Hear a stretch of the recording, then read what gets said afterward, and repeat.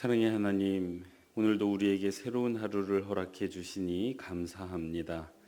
이 하루와 한 주를 하나님 앞에 예배하고 또 기도하며 시작하오니 오직 하나님의 인도하심을 받게 하시고 그래서 하나님의 뜻을 이루는 인생 되게 하여 주옵소서. 하나님, 우리의 인생 가운데 우리를 미혹해 하는 게 참 많습니다. 믿음을 흔들어 넘어뜨리려는 잘못된 가르침들과 우리의 삶을 흔들어 우리를 불안케 하는 여러 문제들도 있습니다. 이 가운데 오직 말씀의 가르침을 기억하고 또 붙잡게 하셔서 흔들리지 않고 굳건하게 살아가는 주의 백성들 되게 하여 주옵소서. 사랑 많으신 예수님의 이름으로 기도합니다. 아멘. 찬송가 368장 함께 찬양하시겠습니다.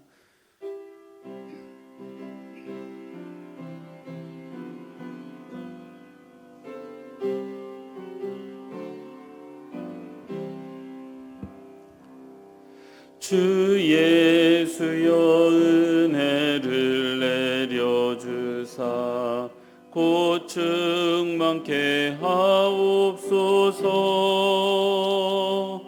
잊으리고 목마른 나의 맘에 주 성령을 부소서. 주 예수여 충만한 은혜 내 영혼에 부소서. 주 예수만 나의 힘 되고 내 만족함 됩니다. 내 마음에 임하신 주의 성령 늘 계실 줄 믿습니다. 그 은사를 나에게 부어주사 주 섬기게 하옵소서. 주 예수여 충만한 은혜 내 영혼에 부소서. 주 예수만 나의 힘 되고 내 만족함 됩니다. 아멘. 이 시간 유명수 장로님 기도 인도해 주시겠습니다. 자비로우신 주님, 하루의 첫 시간을 매일 기도회로 시작함을 감사합니다. 아멘. 겸손과 정직함으로 드려지는 이 예배를 통해 주님 영광 받아 주시옵소서. 아멘. 주의 크신 사랑과 은혜로 살아온 저희들이지만 언제나 찾아오는 주의 생각은 달콤했고 주의 행동은 하나님을 모르는 것처럼 움직였습니다. 우리의 죄악을 주의 크신 자비로 용서하여 주시옵소서. 아멘. 교회의 머리가 되시는 주님, 118년 전부터 시작된 주 복음의 사역을 2025년 가을 만나대를 통해 하려 합니다. 새로 찾아오는 발걸음이 하나님의 마음을 품게 되는 기회가 되게 하시며 아멘. 준비하는 목사님과 참여하는 모든 성도들이 합력하여 선을 이루게 하옵소서. 아멘. 지난 여름 뜨거웠던 날씨만큼 교육부서의 성경학교와 수련회가 성령이 인도하신 가운데 잘 마치게 됨을 감사합니다. 아멘. 말씀으로 세워지며 실천하는 다음 세대가 되도록 축복하여 주시옵소서. 아멘. 여호와 라파 치료의 하나님, 병상에서 간구하는 환우들과 세상의 여러 가지 문제로 간구하는 기도에 응답하시며 회복시켜 주시옵소서. 아멘. 말씀 들고 단위에 서신 이승철 목사님, 성령님 함께 하셔서 전하신 그 말씀 따라 오늘의 삶을 인도하여 주옵소서. 아멘. 죄에서 구원하시고 다시 오시겠다고 약속하신 예수님의 이름으로 기도합니다. 아멘. 아멘. 오늘 함께 살필 하나님의 말씀은 데살로니가 후서 2장 1절에서 17절의 말씀입니다. 한 절씩 교독하시고 마지막 절은 합독하겠습니다. 형제들아, 우리가 너희에게 구하는 것은 우리 주 예수 그리스도의 강림하심과 우리가 그 앞에 모임에 관하여 영으로나 또는 말로나 또는 우리에게서 받았다 하는 편지로나 주의 날이 이르렀다고 해서 쉽게 마음이 흔들리거나 두려워하거나 하지 말아야 한다는 것이라. 누가 어떻게 하여도 너희가 미혹되지 말라. 먼저 배교하는 일이 있고 저 불법의 사람 곧 멸망의 아들이 나타나기 전에는 그날이 이르지 아니하리니. 그는 대적하는 자라 신이라고 불리는 모든 것과 숭배함을 받는 것에 대항하여 그 위에 자기를 높이고 하나님의 성전에 앉아 자기를 하나님이라고 내세우느니라. 내가 너희와 함께 있을 때에 이 일을 너희에게 말한 것을 기억하지 못하느냐. 너희는 지금 그로 하여금 그의 때에 나타나게 하려 하여 막는 것이 있는 것을 아나니 불법의 비밀이 이미 활동하였으나 지금은 그것을 막는 자가 있어 그 중에서 옮겨질 때까지 하리라. 그때에 불법한 자가 나타나리니 주 예수께서 그 입의 기운으로 그를 죽이시고 강림하여 나타나심으로 패하시리라. 악한 자의 나타남은 사탄의 활동을 따라 모든 능력과 표적과 거짓 기적과 불의의 모든 속임으로 멸망하는 자들에게 있으리니 이는 그들이 진리의 사랑을 받지 아니하여 구원함을 받지 못함이라. 이러므로 하나님이 미혹의 역사를 그들에게 보내사 거짓 것을 믿게 하심은 진리를 믿지 않고 불의를 좋아하는 모든 자들로 하여금 심판을 받게 하려 하심이라. 주께서 사랑하시는 형제들아 우리가 항상 너희에 관하여 마땅히 하나님께 감사할 것은 하나님이 처음부터 너희를 택하사 성령의 거룩하게 하심과 진리를 믿음으로 구원받게 하심이니 이를 위하여 우리의 복음으로 너희를 부르사 우리 주 예수 그리스도의 영광을 얻게 하려 하심이니라. 그러므로 형제들아 굳건하게 서서 말로나 우리의 편지로 가르침을 받은 전통을 지키라. 우리 주 예수 그리스도와 우리를 사랑하시고 영원한 위로와 좋은 소망을 은혜로 주신 하나님 우리 아버지께서 너희 마음을 위로하시고 모든 선한 일과 말에 굳건하게 하시기를 원하노라. 아멘. 매일 기도에 오신 여러분 환영합니다. 한 주를 시작하는 월요일인데 이 한 주 하나님께서 여러분에게 은혜 베풀어 주시고 또 말씀으로 인도해 주시기를 소원합니다. 오늘 함께 살필 하나님의 말씀은 15절 말씀입니다. 함께 합독하도록 하겠습니다. 그러므로 형제들아 굳건하게 서서 말로나 우리의 편지로 가르침을 받은 전통을 지키라. 아멘. 첫 번째 기도 제목입니다. 우리를 미혹하는 것들에 흔들리거나 두려워하지 않고 주의 가르침을 지켜 굳건하게 서는 성도들 되게 하옵소서. 다시요. 같이 한번 읽겠습니다. 우리를 미혹하는 것들에 흔들리거나 두려워하지 않고 주의 가르침을 지켜 굳건하게 서는 성도들 되게 하옵소서. 아멘. 이제 우리가 함께 읽고 묵상하게 되는 데살로니가 후서는 사도 바울이 이 교회를 개척한 지 얼마 되지 않았을 때 그 신생 교회였을 때 데살로니가에 보낸 편지입니다. 그 당시 이제 이 데살로니가 교회는 여러 가지 박해와 혼란 가운데 있었습니다. 그래서 그 박해 상황 가운데 있는 성도들을 위로하고 혼란 가운데 있는 이 성도들을 바른 길로 인도하기 위한 서신입니다. 근데 어떤 혼란이 있었느냐? 잘못된 가르침 하나가 이 얼마 되지도 않은 교회, 이렇게 개척한 지 얼마 되지도 않은 이 교회에 들어온 거예요. 어떤 가르침이 들어왔느냐?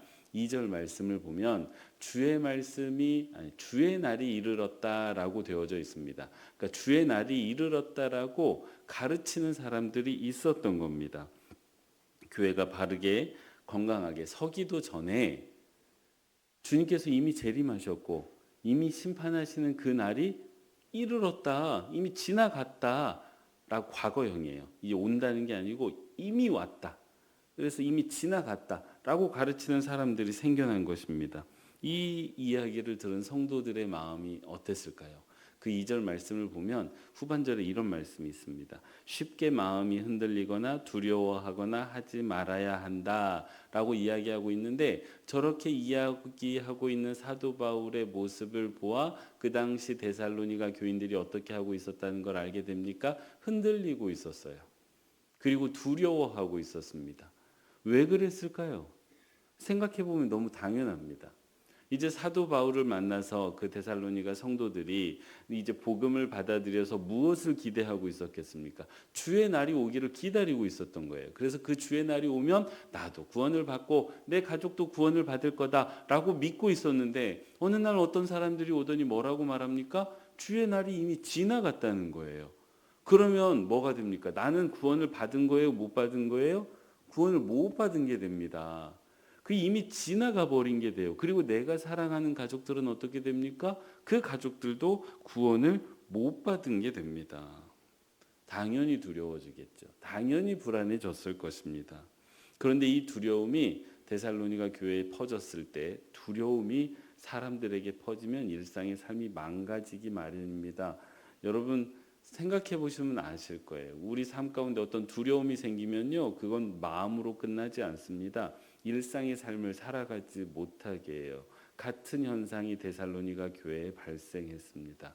이제 내일 살펴볼 말씀인데 3장 말씀을 보면 이 주의 날이 이미 지나가 버렸다는 이 가르침 때문에 일상의 삶을 포기했던 사람들, 게으르게 살아갔던 사람들이 있다는 것을 알게 됩니다. 그런데요, 이 당시에 이랬구나 하고 이 말씀을 그냥 읽고 끝일 수가 없는 게, 오늘날에도 정확하게 같은 현상이 우리 믿음의 삶 가운데 존재하기 때문입니다.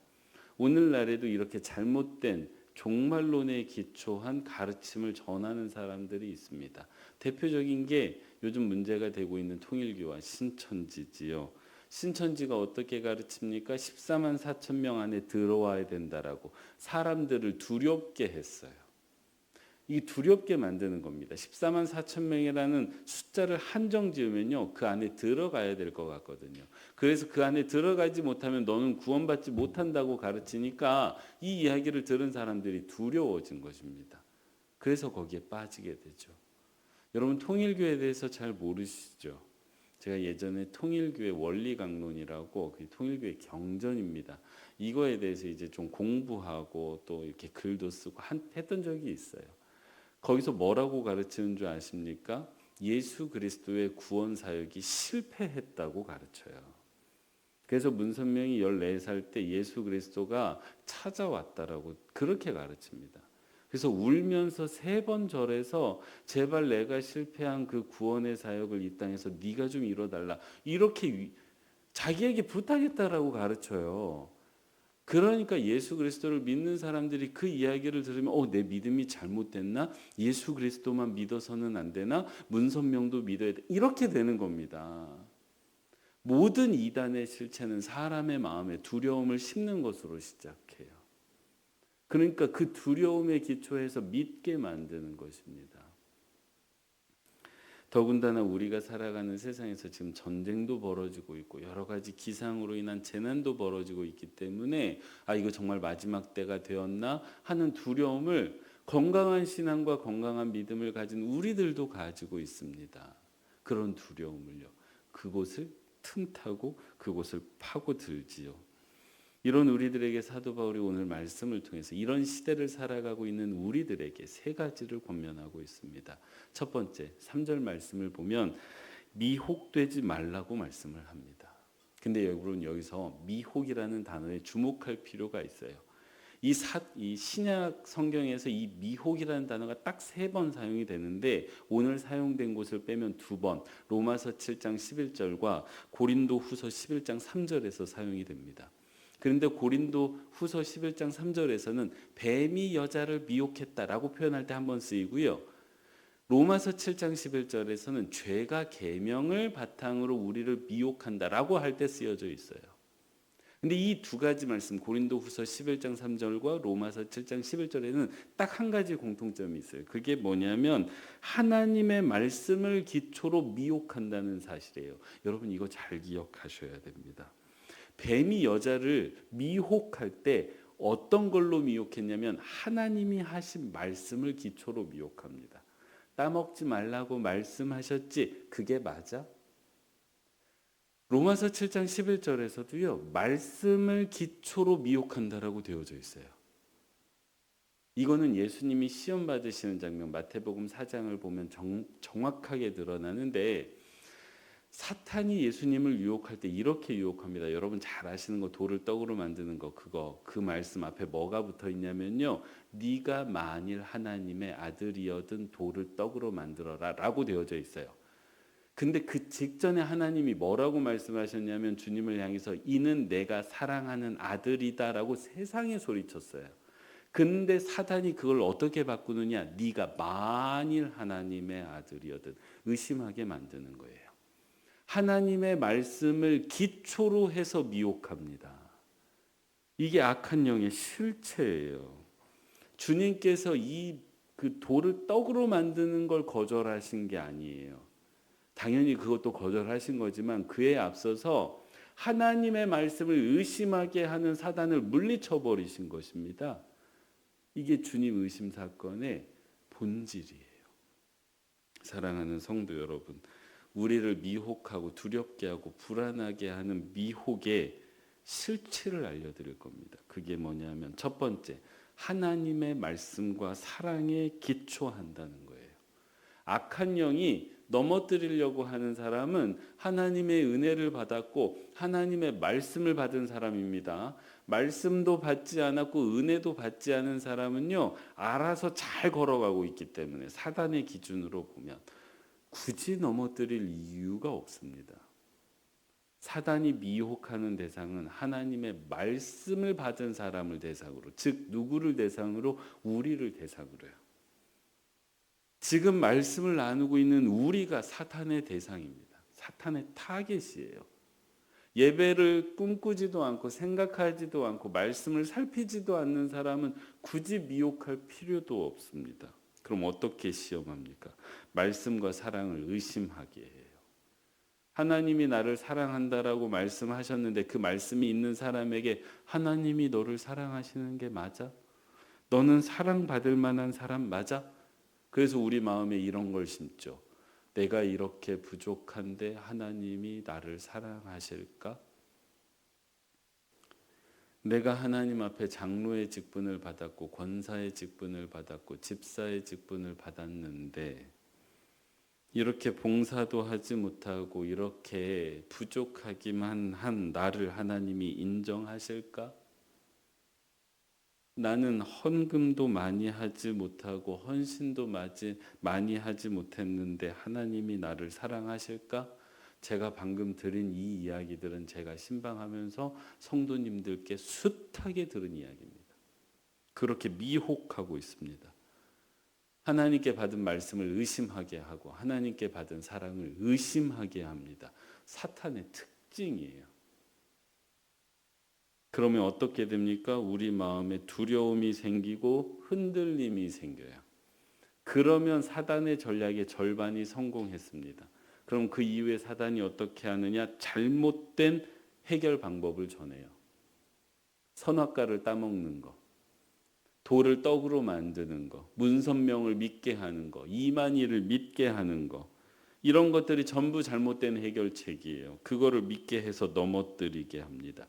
이게 미혹의 실체예요. 말씀이 먼저고 그 말씀을 의심하게 하고 세 번째로 잘못된 해결책으로 나아가게 합니다. 그렇다면 성도는 이런 미혹을 어떻게 물리칠 수 있을까요? 사도 바울은 두 가지를 얘기하는데 제가 얘기할 세 가지 중에 이게 두 번째입니다. 13절과 14절 말씀을 보면 길게 얘기하는데 핵심은 한 가지예요. 하나님께서 바로 당신을, 바로 나를 처음부터 택하셨다는 걸 기억하라는 것입니다. 내가 성자가 되고 내가 선인이 되고 내가 개선이 되고 성장하고 나아지고 깨끗해지고 모든 게 다 좀 좋아진 이후에 하나님이 나를 택하신 게 아니라 내가 하나님을 알기 이전에 이미 하나님이 나를 복음으로 부르시고 나를 택하셨다는 걸 기억하라는 거예요. 이 믿음이 분명하면, 이 기억이 확실하면 우리는 미혹을 분별할 수 있습니다. 사랑하는 성도 여러분, 악한 영의 특징은요, 우리를 미혹하면서 증명하라고 합니다. 여러분, 증명하라고 해요. 헌금으로 증명하라, 헌신으로 증명하라, 시간으로 증명하라, 여러 가지로 증명하라고 합니다. 권사로서, 장로로서, 목사로서 증명하라고 해요. 일상에서도 마찬가지입니다. 아빠로서 증명하라고 해요. 엄마로서 증명하라고 합니다. 자녀로서 증명하라고 해요. 근데 여기에 빠져나올 수 없는 함정 하나가 있습니다. 하나를 증명하잖아요. 그 다음에 10가지를 증명해야 돼요. 그래서 증명함으로써는 미혹을 뿌리칠 수 없습니다. 증명하는 것으로서는 불안함을 제거할 수 없어요. 그럼 어떻게 멈출 수 있을까요? 오직 믿음입니다. 여러분, 이게 단순한 믿음이 아니에요. 하나님께서 나를 사랑하신다는 분명한 확신과 믿음이 오직 그 믿음만이 미혹을 물리칠 수 있습니다. 예를 들어 볼게요. 엄마 아빠가 나를 사랑한다는 믿음을 가진 자녀가 건강하게 자랍니다. 맞지요? 선물로서 끊임없이 엄마 아빠의 사랑을 증명받으려고 하는 자녀는 삐뚤어질 수밖에 없어요. 세상을 증명함으로써 살아가는 사람은 이기적이 될 수밖에 없습니다. 믿음으로 살아가는 사람만이 사랑할 수 있어요. 미혹을 물리칠 수 있는 건 증명이 아닙니다. 남편에게 끊임없이 당신의 사랑을 증명하라, 파탄의 지름길이에요. 아내가 나를 사랑한다는 믿음이 있는 남편이 건강합니다. 남편이 나를 사랑한다는 믿음이 있는 아내가 건강해요. 믿음으로 세워진 가정이 건강한 이유가 거기에 있습니다. 증명은 우리를 살리지 못해요. 자꾸 증명하려고 하지 마십시오. 믿으려고 하십시오. 그래서 사도 바울이 13절에서 14절, 처음부터 너희는 택함 받은 사람이라는 거예요. 제발 좀 알라는 거예요. 그리고 제발 좀 흔들리지 말라는 거예요. 미혹되지 말라는 것입니다. 어떻게 하면 흔들리지 않을 수 있느냐? 15절, 세 번째인데, 말씀을 붙잡고 지킬 때입니다. 왜 말씀을 붙잡아야 되냐면, 하나님이 너를 사랑하는 게 맞아라고 미혹하고 속삭일 때 내가 너를 사랑한다는 그 말씀이 성경에 써 있어요. 가족을 사랑하는 게 맞을까라고 말할 막 미혹이 당할 때 원수까지도 사랑하는 게 맞아라고 하나님의 말씀이 소리치고 있기 때문에 미혹을 물리치려면, 믿음을 지키려면 무엇을 붙잡아야 됩니까? 가르침을 지켜야 되는 거예요. 전통을 지켜야 되는 거예요. 예배를 지켜야 되는 겁니다. 기도의 자리를 지켜야 되는 거예요. 그래야 믿음을 지킬 수가 있습니다. 그래야 미혹을 물리칠 수가 있습니다. 사랑하는 성도 여러분, 우리는요 분명하게 미혹의 시대를 살고 있습니다. 이 미혹의 시대에 필요한 것은 증명이 아니에요. 증명이 아니에요. 믿음입니다. 믿음. 그리고 그 믿음을 세워가고 지켜가는 것은 오직 우리가 말씀과 전통을 지켜갈 때임을 꼭 기억하셔서 오늘 하루 말씀을 붙잡고 말씀을 지키며 살아감으로 믿음을 세우시고 미혹을 물리치시는 모든 빛과 소금교회 성도님들 되시기 바랍니다. 기도하겠습니다. 사랑의 아버지 하나님, 오늘 우리에게 말씀해 주시니 감사합니다. 이 말씀이 우리 삶에 흔들리지 않는 지침이 되게 하셔서 우리가 악한 영의 미혹에 넘어가지 않게 하여 주시고 오직 말씀을 붙잡고 믿음을 세움으로 인생에서 승리하는 백성들 되게 하여 주옵소서. 특별히 내 삶에서 증명하려 애쓰지 말게 하시고 오직 믿음과 사랑으로 우리 인생을 세워가게 하여 주옵소서. 하나님, 이제 가을 사역을 시작합니다. 대신방과 동산 모임을 축복하여 주셔서 모이기가 쉽지 않은 상황이지만 하나님의 백성들이 함께 모여 주의 위로를 나누게 하여 주옵소서. 이를 위해 동산지기들을 먼저 찾아가 주시고 하나님의 은혜를 먼저 누리게 하여 주옵소서. 하나님, 이 시간 하나님의 백성들이 가지고 나온 기도의 제목들이 있습니다. 들으시고 응답해 주시기를 간절히 바라고 또 소원하오며 사랑 많으신 예수님의 이름으로 기도합니다. 아멘.